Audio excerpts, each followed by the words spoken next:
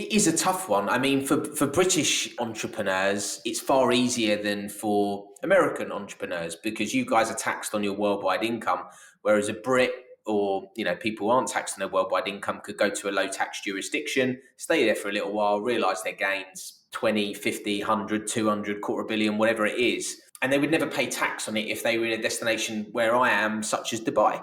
Are you a scaling SaaS founder? Ready to make the leap from leading a team to leading an organization? Join us each week as we refill your think tank with actionable tips and strategies from great business minds you know and those you don't know yet. This is SaaS Fuel with your host, 5-time entrepreneur, SaaS founder, and globetrotting adventurer, Jeff Maines. Welcome back to the SaaS Fuel podcast, where the real travel hack isn't beating jet lag. It's mastering the art of pretending you know how to fold a map after your phone battery dies. I'm your host, Jeff Maines. I help B2B SaaS founders like you grow from traction to scale. Here, growth is more than just numbers. It's about crafting a future-proof company, premium valuation, and leaders who build a business of significance while living epic adventurous lives. What if the biggest factor in your company's success wasn't your strategy, your product, or even your revenue, but the people you surround yourself with? Hiring, culture, partnerships, these aren't just HR buzzwords. They are the foundation, whether your business scales seamlessly or stumbles along the way. Today, we're tackling one of the most overlooked growth strategies, getting the right people in the right seats. Because let's be real, one wrong hire can set you back months and cost you a fortune. A toxic culture can quietly kill momentum and cause quiet quitting.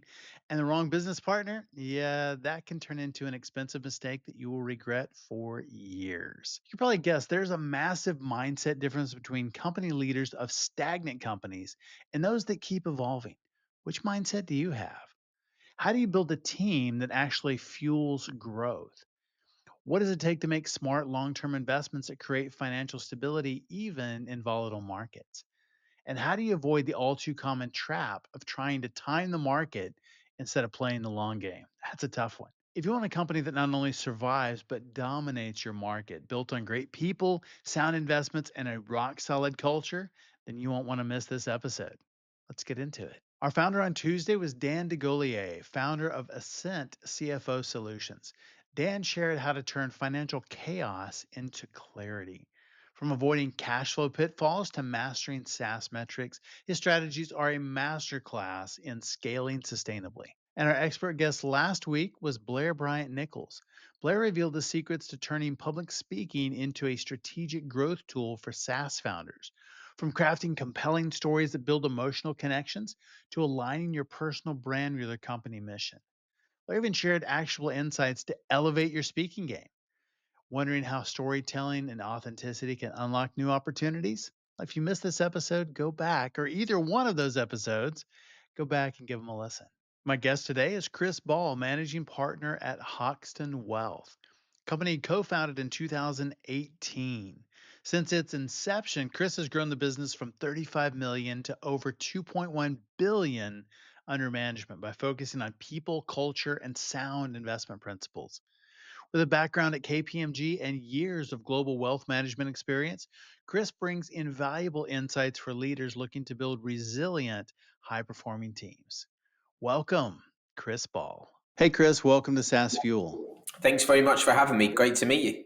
You've taken Hoxton Wealth 35 million to over 2.1 billion under management. What are some of the key decisions or strategies that fueled that growth? Yes, it's actually grown since I think you and I last spoke to $2.5 billion in assets. That's awesome. Yeah, it was a pretty big last quarter for us. But yeah, in terms of the key decisions or strategies that helped fuel the growth, we've predominantly been focusing on hiring the right people. I think has been the number one main area that's really propelled us to where we've got to. It has been all organic growth up until mid last year when we acquired a few businesses. So I'd say 80% organic, 50% so far inorganic where we've acquired. And the organic has just literally come from having a great team around us. So really focusing and getting that right has been key. And that's enabled us to expand rapidly, having the right people in the right places. That's great. And as you're doing that and expanding, you go from startup to managing a global enterprise, multiple acquisitions. What are some lessons that you've learned along the way? I think the lessons have been to really focus again on hiring good people. I know that, and I keep coming back to that, but we're in a service-based business, and our Yeah. talent, our business is built around the people that work for us. If we've got really good people that work for us, we'll have a really good business. If we've got really bad people that work for us, we'll have a really bad business. So it's all about having the right culture fit across the business and making sure that people's views align. It's perfectly fine for people to have a different view to me. I have no problems with that. But if we're going to work together, we need to have some alignment along the way. And I think a lot of people try and be things that they aren't necessarily when they're recruiting, and aren't necessarily true to it. And I used to think culture was a lot of fluff, really, but really it's definitely 100% definitely not fluff, and I've learned that the hard way. But I would say it's one of the most important things in building a great business, and it's been a challenge to get right. Absolutely. And it's definitely not fluff and it is tough to get right. And you mentioned service driven business, absolutely. Relationship driven wealth management is, I think, very much about relationships. And how do you get the right people, the right culture, the right fit in order to create that scalable business model? It's all about the hiring process. So ultimately, number one, setting out your guidelines. So what we used to write was just like a job description, which you're going out and hiring people, you need to give them a bit more oomph on what you're going to do and what your business is about. So now we have a 25-page document that we give people, which tells them all about us, the good and the bad, before they join. So like making this process as detailed and as open and transparent as possible has led to us hiring much better people and trying to communicate all the bad things up front. Not bad things, I would say. We have three core values. One of them is work hard, one of them is someone with a growth mindset, and the other one is we don't like ego. We're really interested in working with good quality, good people. We don't want egos rotting our business.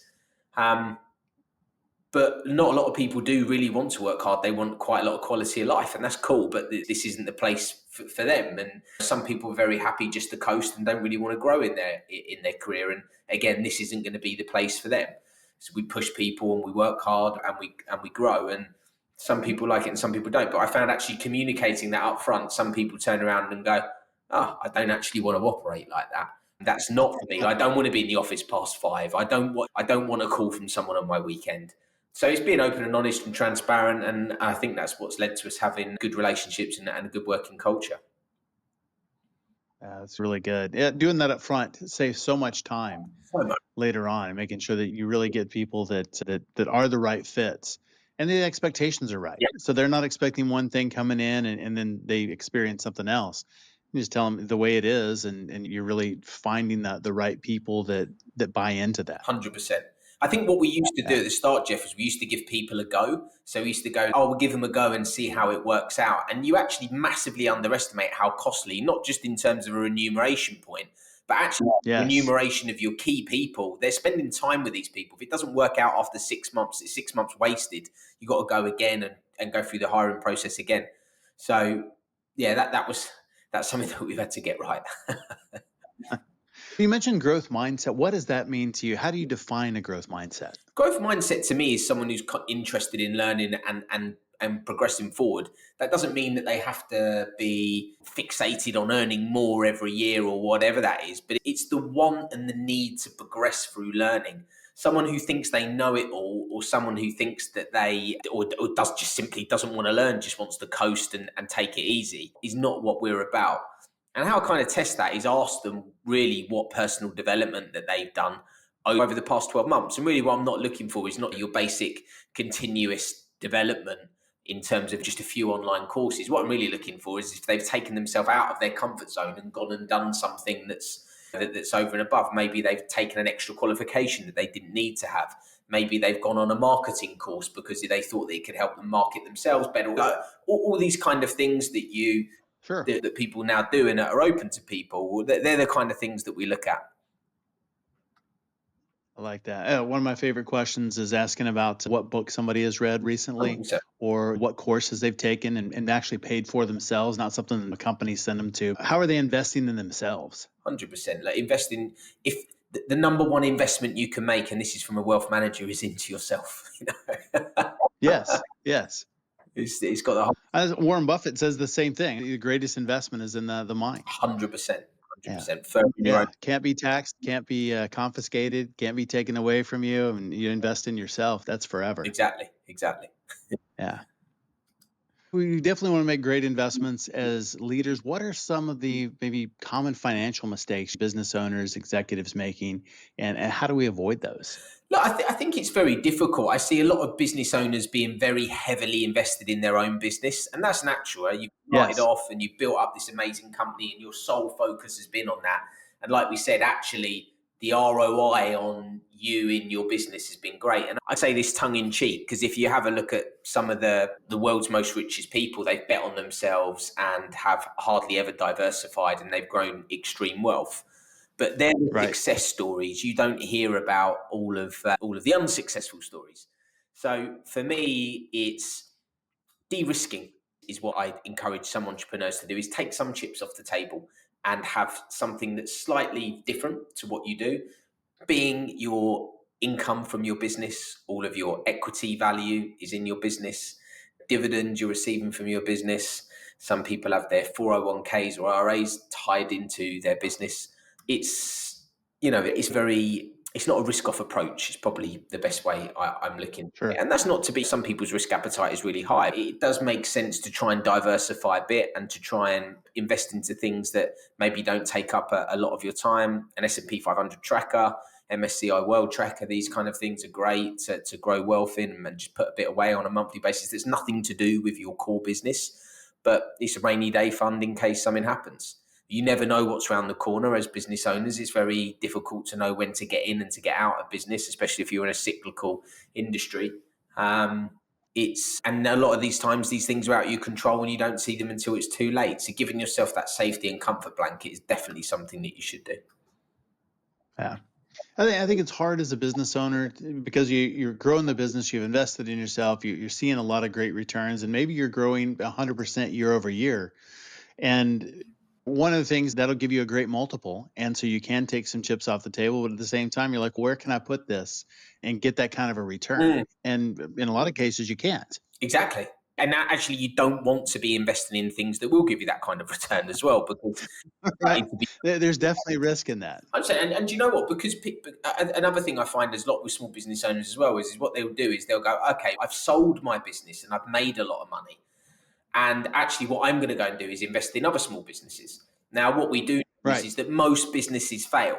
They don't, like, statistically liking, if you start up businesses at the same time, more are likely to fail than to do well. And actually, what led them to be a successful business owner, the other person they're invested in might not have it. And it's unlikely that you would know that unless you know the person well, of course. But you would know that whether they've got the skills or the way of doing it, or the means and way of doing it through a couple of meetings with them. It is a very risky business, but they think because they have been successful, naturally the investments they will make them successful in it. And it's they see the good because they've done well in it. And that's not to say it can't work, but if you have a look at a typical VC fund, they're investing in hundreds, sometimes thousands of these small businesses because Right. on the hope that one or two will do really well. And that's what you bet on. You can't do it 5 or 6. You're going to have to be very lucky for them all to do really well. So that's another mistake that we see people make. Yeah. So what do you think about the VC model? Is that something that you think works well for them? Or do you think it's broken? Or what's your take on that? Invest in 200 companies and hope that one of them returns the fund. Yeah, ultimately it's like a machine gun approach, isn't it? You're spraying your bullets and hoping that something kills. Try and hit a target somewhere. Yeah, exactly. And for certain funds, maybe like the SoftBank fund that famously did it, and they did well out of a few.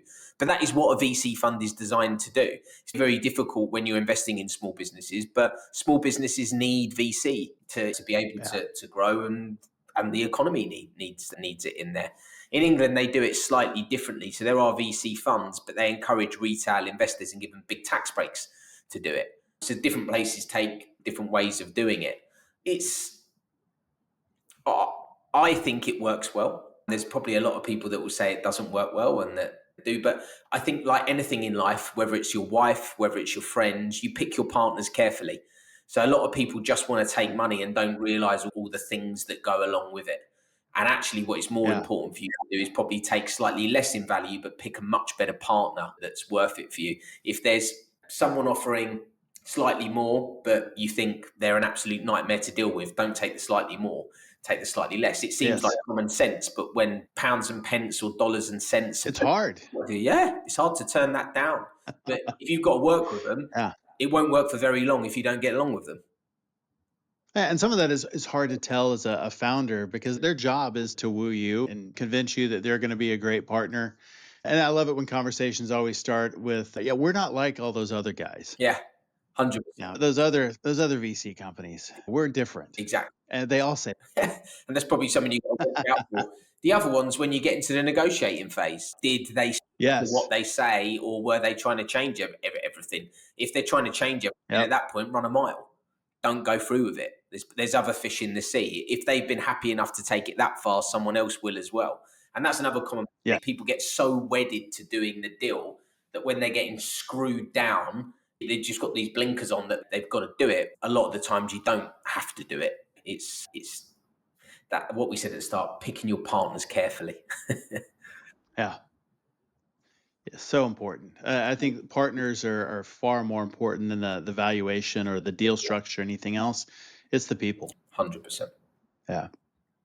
As we're talking about taking money off the table and what do we do with that? A big question is always taxes. And how do we hold on to those dollars, those pounds in order to create wealth? How do we minimize or maybe optimize taxes? When we're scaling up or when we're cashing out? Depends, doesn't it, really? Ultimately, it depends how big your business is, number one. If you're big enough to be able to IPO or list and you can leverage against it through borrowing, then clearly that is a very tax efficient option. You have other tax efficient options, such as entrepreneurs relief, taking dividends over taking income, all of these kind of things as you're building up. It is a tough one for British entrepreneurs. It's far easier than for American entrepreneurs because you guys are taxed on your worldwide income, whereas a Brit or people who aren't taxed on their worldwide income could go to a low tax jurisdiction, stay there for a little while, realize their gains, 20, 50, 100, 200, quarter billion, whatever it is, and they would never pay tax on it if they were in a destination where I am, such as Dubai. And if they stay out of the UK for 5 complete tax years and they go back after that point, that money would not be taxable. Whereas unfortunately in the US, you are taxed on your worldwide income, although Donald Trump has said that might change. You know, there could be some openings there. But I would always advise, obviously, I can't give personalized tax advice here to people, but I would always advise people to consult with a really good CPA. Like having a great tax attorney or great CPA on your side is worth its weight in gold when you come to these things. And there's lots of people out there that have, for a lot of the people going through this, it will be their first rodeo. For a very good CPA or tax attorney, it will be they've done this a million times. They'll know all the tricks in the book. They will know how to optimize for you. So seeking professional advice is super, super important. You should never try and DIY these things. Yes. Oh, absolutely. And it's different. You have tax attorneys, that is what they specialize in. You have CPAs, that is what they specialize in. This isn't somebody that's doing your accounting or doing your financial statements, usually, so every once in a great while, but they're very specialized in taxes and tax strategy. Yeah. And like if you're dealing with a big firm, normally they will have in this departments, even in this that will deal with it as well. It just very much depends upon the size of the business that you're operating with, but it's worth spending the money because they will save you a lot. Yes. I guess the bigger point was it's not your bookkeeper. This is not the person you want to go in and talk to, have the tax discussion with. It is a specialist. And you're right, bigger firms definitely have that. Definitely. And the first question you should ask them is, how many deals have you been a part of? How many processes have you done this with? Yes. previously. Can you provide me with some references? And really quiz them much that you would anyone that you are looking to work with on their ability. Don't let someone say, I've done this a million times, then you ask them and you dig around and they've only done it twice, especially if you're exiting for a lot. Yeah, absolutely. You said worth their weight in gold, and that is 100% correct. 100%. Really are. Are there jurisdictions, you mentioned Dubai, are there other jurisdictions that work if you're an international business, or even for the US, a lot of our listeners are here, any places that are more favorable from a taxable standpoint than others? Yeah, look, the Middle East historically has been very tax efficient. Singapore and parts of Asia have also been tax efficient. Even places in the US are also fairly tax efficient in terms of no state tax, just federal tax for corporations.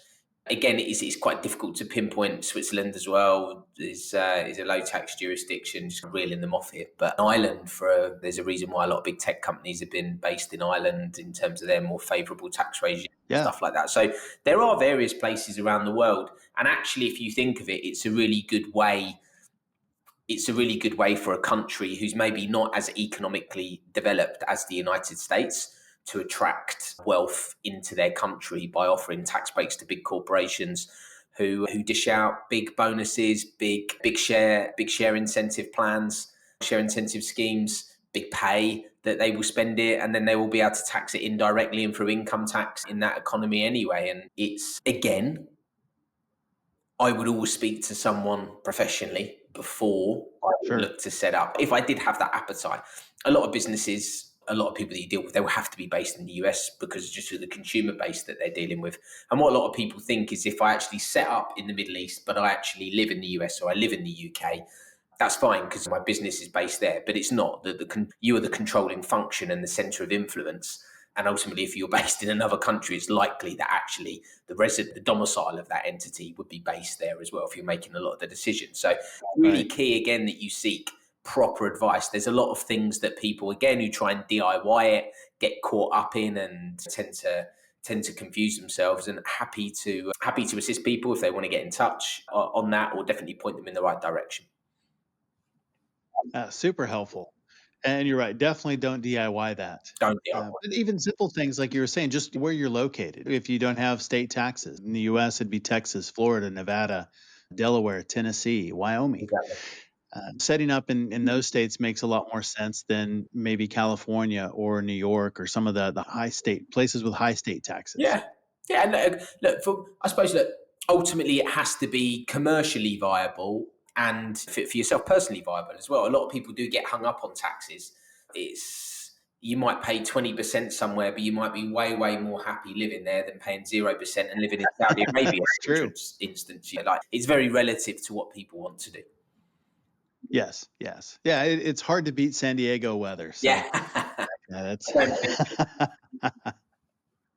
But you can always visit. Yeah. What are maybe some best practices for reinvesting capital in a tax-efficient way that helps fuel long-term growth? Ready to dominate your market and skyrocket your revenue? Dive into Small Fish, Big Pond, delivering a world-class business that swims circles around competitors. This book is packed with powerful marketing and leadership insights guaranteed to transform your business and operate world-class. Small Fish, Big Pond delivers proven strategies to sharpen your marketing message, deliver unmatched value to your clients, and guide your prospects' buying journey to one inevitable conclusion: that your company is the only solution for them. Inside, you'll find step-by-step frameworks and time-tested growth principles to attract your ideal clients, convert them, and then turn them into your passionate brand ambassadors. Grab your copy today in print, ebook, or audio at smallfishbigpond.com or on Amazon. Plus, remember, every book sale supports charity. All profits go there. Always have, always will. So dive in and make a difference. I think, look, ultimately, we are quite a boring financial planning business. We are not buying and selling individual assets and things like that. We typically invest in index, passive related, low cost solutions and hold them for a long period of time.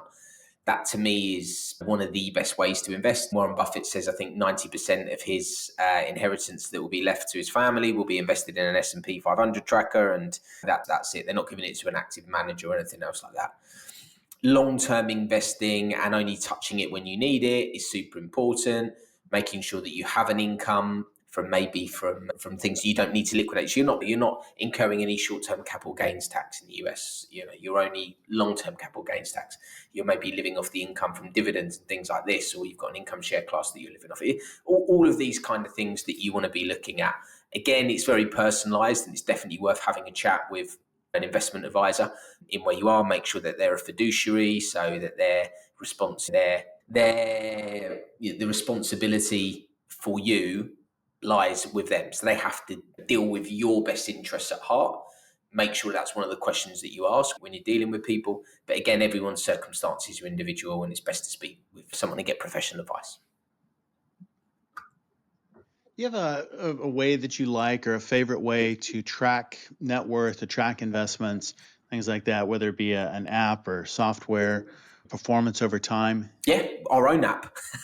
So we developed something called the Hoxton Wealth app. You can find it on the Google Store, or obviously on the iOS store as well, or you can use the desktop version of it. And essentially what you can do is link your accounts. So you can link your Wells Fargo, you could link your JP Morgan, you could link your Morgan Stanley, investment bank accounts, 401k, IRAs, these kind of things. You can link them all in one place. You can get a full holistic view. It's completely free. We don't charge people for them to link their assets and then to track it. Once it's in there, you can then see your net worth over time. You can see what's happened with your underlying assets. We have other tools in there, what we call wealth flow, which is like cash flow modeling. So a lot of people do cash flow modeling for their business. They understand how much cash they're going to need and when. You do it personally as well. So we help you build out that model so you can really get a nice picture of your finances over a longer period of time. Am I going to have too much? Am I going to have too little?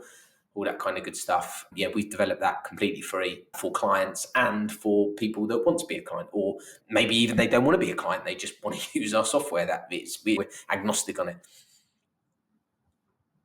Oh, that's fantastic. And we'll make sure and link that in the show notes. Great. It's the Hoxton Wealth app, and you can find it in the Google Store, but it also works on desktop. Is that correct? Exactly. Like both of those are connected? Exactly. Hoxtonwealth.com. You can register from there and sign up from there too. Cool.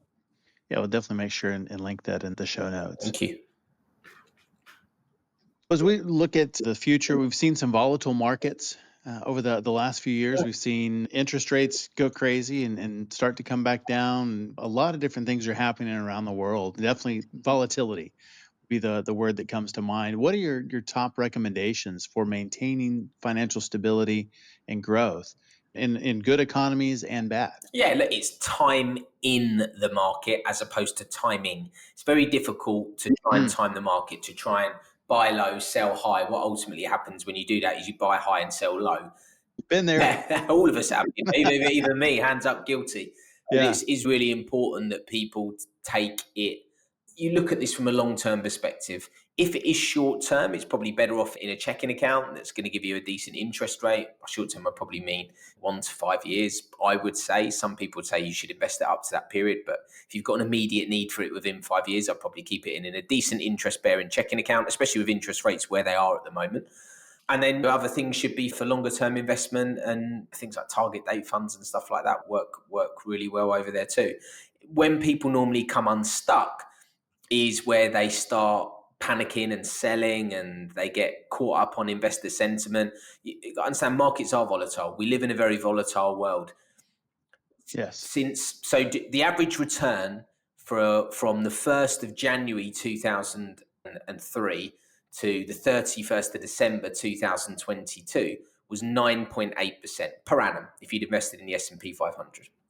Now, if I told you that, and you fell asleep on the 1st of January 2003 and you woke back up on the 31st of December 2022, and I told you there'd been a global financial crisis where nearly all of the developed market banks had gone bust. I told you that there was a world health scare where the whole world was locked down for 6 months. Russia had invaded Ukraine, and there was inflation, nearly double-digit inflation in some developed market economies, and interest rates have gone up to 6-7% during that time. You'd have gone, oh my God, that no one's made any money during that period. That sounds terrible. Exactly. But you've annualized 9.8% return. But missing the 10 best days during that period, just the 10 best days over a 20-year period, your return would have gone down to 5.6%. And normally the best days, Jeff, come after the worst days. If you would have missed the 60 best days, so 2 months during that 10 period, your return would have been negative. It would have been negative 4.6% per annum. Wow. That's a big swing. And that just goes to just using that example as, and you can look at this pretty much over most longer periods of time. It will probably be true, but I'm not trying to give investment advice or anything else like that. What I'm trying to illustrate is the power of staying invested, and it's super Yes. important, and it's what people massively underestimate. So Trump will come in and Trump will go out. I wouldn't want to be the president that gets the hold of the United States afterwards. After he goes. But there'll be lots of different things happen over the next 20 years. Lots of things. Yes. But markets are designed to increase over time. For me, it's about remaining invested, trying to put the blinkers on, cover your eyes, cover your ears, and stay focused on your long-term goals and ignore the volatility. I think that's hard for some people, as they pay attention to the news, they pay attention to every day things fluctuate, and the sky is falling, and then things are great, and then they remember the sky fell before, and so it's probably going to happen again, and so it's I guess the stress for some people of paying really close attention to that versus just looking at it and going 20 years down the road, this will work itself out. Look, Vanguard did a study, and it's called Advisor Alpha. And obviously, I'm going to speak about this because I'm a financial advisor. That's my business. Sure. However, Vanguard in this study, and it's more in some years, less in others, but on average, they reckon that having an advisor attached to your investment will lead to, on average, and this is over, like, some years could be much more, some years could be much less, but 3% per annum. And 150 basis points of that 3%, so 1.5%, is linked to behavioral coaching from your advisor. So my job is not to tell you where to invest. Like I said, you invest in an index tracker. My job is to stop you making the stupid mistake. It's like having a personal trainer and going to the gym. If I'm going to go to the gym on my own, I might not work as hard. I might not even go if I don't have someone there to be held accountable to and to stop me from not going. Whereas if I've employed a trainer, they will make sure I do the right exercise in the right way. They'll make sure that I work the correct muscles that I need to, that I will have the accountability to make sure I go. And that's really like a financial advisor, that they will hold you accountable. They will hopefully make you stop making stupid decisions. And yes, they might cost you 1% per annum or whatever it might be.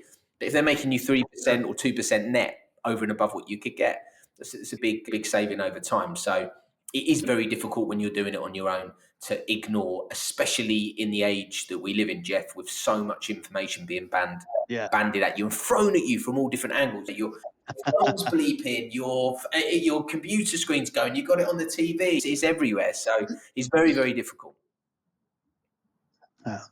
What's your take on maybe some alternative asset classes, real estate, precious metals, commodities, crypto? Yeah. Look, we was having this discussion earlier. I think, look, you'd be a fool to ignore crypto now. It's not something that we advise on typically. But I was saying to one of my colleagues before, if you'd ever said to me 5 years ago, would you be advising on crypto? I would say no. If you say to me now, are you going to be advising on crypto? I'll probably say yes at some point, not now, but at some point in time, I imagine it will. It's been through the mill, I think is probably the best way to say it. We know it's here to stay, especially with potentially the US government doing some things that are crypto related now. It's become a very interesting asset class. Interestingly enough, governments all around the world have been net buyers of gold of recent. They've been stocking up their gold reserves. That might tell you something that they know that we don't.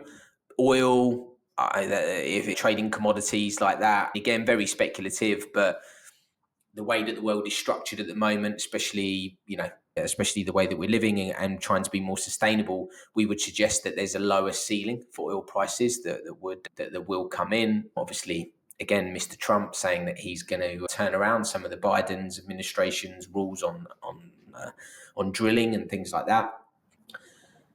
So holding alternative assets is interesting. I like real estate because I like the passive income. And I use passive tongue in cheek because there's always management with property that it provides. Right. But actually, year on year returns, if you adjust it for inflation, it's not been very good compared to an S&P 500 tracker. But where people make a lot of money is when they leverage potentially. Again, that is risky business, and you should always consult someone before taking any leverage on anything. But it's much more acceptable to take leverage on a property investment than it is on investing in a stock or a mutual fund. I think having a rounded portfolio is important, and I think there's always a place for these alternatives. But again, you should always consult someone before investing in them. Yeah. It's been really interesting just to see the journey of crypto over the last 10 years. Oh, yes. And is it something that's going to work? Is it something that's not? And then you get some just crazy runs, highs and lows, and whether it's Bitcoin or some of the other ones. And there are a lot of other cryptos that have been released. It's one of those things that, I mean, maybe the secret to wealth is just create your own coin and sell it. Yeah. And there's some crazy ones out there. There definitely are some crazy ones out there. Definitely are. I would encourage people to be conservative with investing in some of these more speculative coins. Definitely. As we look at the future, what are your predictions for 2025, 26 from a financial standpoint? What should founders, business leaders be thinking about over the next year as they're continuing to grow, scale, and potentially exit? Yeah, I think it's going to be a good time for business owners, especially in the US. I feel that you've got we've probably got 4 or 5 years of really good market growth with Trump. We know that he's going to come in and try and juice up the economy. And the reason why I jokingly said I wouldn't want to be the president to follow is we know they'll probably have to deal with high inflation, big spending during his presidency, but that will fuel markets in the US. You would imagine he'd look to lower interest rates, which will mean cheaper capital.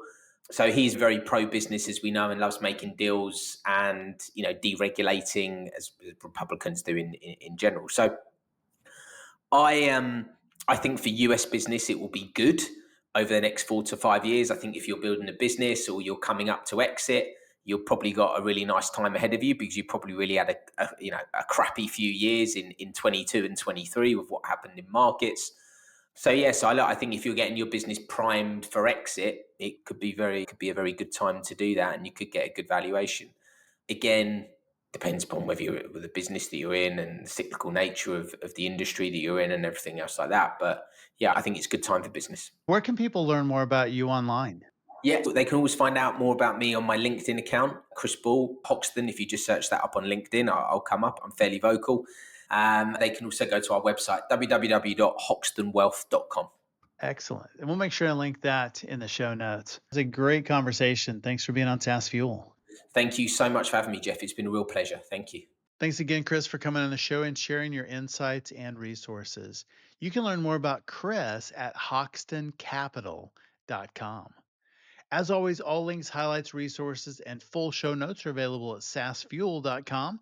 And of course, be sure to check us out on YouTube. It's at Champion Leadership, and you'll find full video episodes, outtakes, shorts, training, lots of resources out there for you founders. Thought leaders share. Share this episode with anyone whose investment strategy is still hoping for a surprise inheritance from a long-lost relative. Everyone who shares this week gets a free pre-revenue bingo card.